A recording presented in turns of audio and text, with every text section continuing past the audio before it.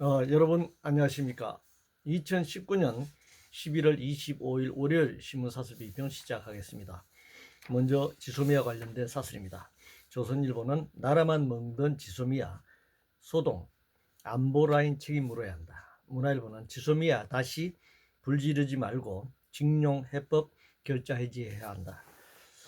중앙일보는 파국 면한 한일 관계 지금은 감정 대립 부추길 때 아니다. 동아일보는 한일 내달 정상회담 국내 정치 넘어선 진정한 정치력을, 한경신문은 갈등 마침표 찍을 한일 정상회담 돼야, 외경신문은 한일 정상회담 이젠 과거사 넘어 미래를 담아야 한다 이렇게 주문하고 있습니다. 지소미아는 한일 관계가 아니라 한미 관계입니다. 한국과 일본이 필요해서 맺은 게 아니라 박근혜 탄핵 국면에서 미국의 강압으로 맺어졌고, 문재인 정부가 파기하려 했으나 역시 미국의 강압으로 연기했습니다. 문제는 지소미아를 일본의 무역 보복과 연계시킨 것인데 이것과 별개로 파기 선언을 했어야 했습니다. 한국이 미국의 부당 간섭을 거부해야 했습니다. 한일 정상회담을 열더라도 일본은 과거사에 대한 사과와 반성은 하지 않을 것입니다. 한국이 일본에 대해 단호한 입장을 계속 견지하는 것이 필요합니다. 당장 문제가 해결되지 않더라도 박근혜와 같은 그런 야합이나 일방적인 일본의 요구를 수용하는 방식으로 합의되는 것은 굉장히 역사적 과오를 남기게 될 것입니다. 선거법 관련해서 동아일보는 선거법 국회 본회의 부의 D-2 여야 협상으로 파국 풀어라. 문화일보는 교실 정치판 만들 선거연령 18세 법안 폐기가 정도다 이렇게 주장했습니다. 선거 룰은 여야 합의로 만드는 게 원칙이지만 자유한국당을 제외한 여당과 소수야당이 밀어붙이고 있는 형국입니다. 패스트 트랙으로 말이죠. 이는 불안정한 제도 개선이 될 것입니다. 국회 지형이 바뀌면 또 바뀔 가능성이 있는 그런 선거법이 될 것입니다. 비례대표 몇 명 늘리는 것이 아니라 전면 비례대표제를 도입하는 방식으로 선거법을 바꿔야 할 것입니다. 선거 연령 18세는 세계적 추세로 이것만큼은 양보할 수 없는 문제입니다. 고등학교 3학년을 비정치적으로 묶어두는 것이야말로 저급한 정치 세력들의 업무라고 말할 수 있습니다.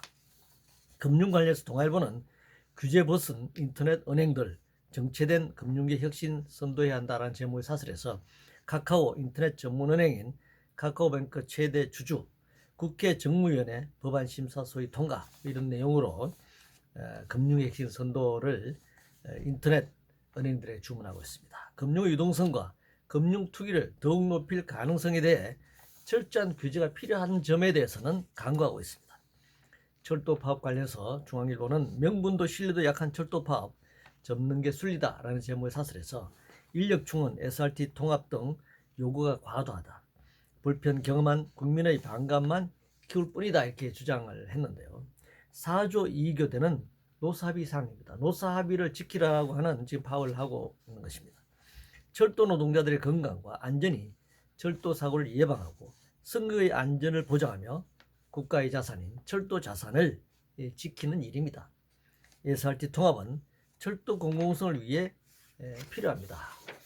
우리나라처럼 땅도 좁고 특히 KTX, SRT가 한 선로를 달리고 있지 않습니까? 거기서 무슨 경쟁을 해서 효율을 높인다고 하는 건지 묻지 않을 수 없습니다. 정부 관련해서 한경신문은 정부가 변해야 아무도 흔들 수 없는 나라 길 열린다 라는 제목의 사설에서 글로벌 흐름 똑바로 읽고 시장 억압부터 멈춰야 한다. 최저임금 인상과 근로시간 단축으로 노동비용이 급증했다. 현실과 동떨어진 환경, 에너지, 안전 규제 이건 문제다 이렇게 지적했습니다. 정부가 양극화와 빈부격차를 악화시키는 일을 해서는 안 될 것입니다. 당연히 적정한 규제를 유지하는 것이 필요합니다. 경우에 따라서는 강화하는 것도 검토해야 한다 이렇게 생각합니다. 무조건 규제를 완화해서는 안 된다 이렇게 생각합니다. 기업 관련해서 매일경신문은 혹한기 한국 기업들 내년엔 더 독해져야 한다. 한국경신문은 심상치 않은 외국인들의 한국 주식 팔자 행진이라는 제목의 사설에서 국제신용평가사 부정평가가 높다. 세금 투입에 아르바이트형 일자리 늘리는 식 돼서는 안 된다. 이렇게 비판적으로 지적했는데요. 국제 신용평가사들의 일방적 평가를 무조건 받아들여서는 안 될 것입니다. 우리가 IMF 외환위기 직전에도 이런 경험을 했습니다.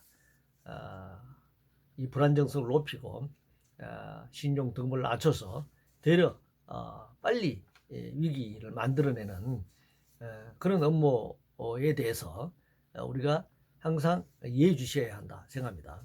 공공투자, 일자리 등 공공 영역을 축소시키는 자본의 업무에 대처할 필요가 있습니다. 주식 변동에 일일비할 문제는 아니라고 생각합니다. 경제를 주식시장에서만 의존하는 그런 방식도 안 된다. 본래 이 투자 자금을 모집하는 것이 주식시장인데 지금은 투기장이 되고 있지 않습니까? 그래서 이 투기장에만 너무 의존해서 안 된다. 경제 운용을 다양한 관점에서 봐야 한다 이렇게 생각합니다. 방위비 관련해서 조선일보는 미 방위비 5배 억지 거두고 동맹 제자리로 돌려야 한다라고 주장했습니다. 방위비 자체가 한미 소파 협정 위반입니다. 오히려 주둔비를 내라고 요구해야 합니다. 무기 강매만 해도 천문학적인데 이 방위비를 이렇게 엄청나게 6배나 올려달라. 그리고 여기에다 간접비를 포함하면 11조로 12조 원에 달하는 돈이 될 텐데 이건 받아들일 수 없는 강압적 요구다 생각합니다. 부동산 관련해서 조선일보는 대통령 부동산 자신 있다는데 아파트는 초고가 행진이다 이렇게 비판했습니다. 투기판을 잠재울 장사가 없습니다. 투기판 자체를 없애야 합니다. 부동산 정책 자체가 지금 투기 정책입니다. 주택 공개념 입각에 공공주택 정책으로 전환하지 않고서는 현재의 이 투기를 찾아서 방어하는 엄청난 돈들을 막을 수가 없습니다.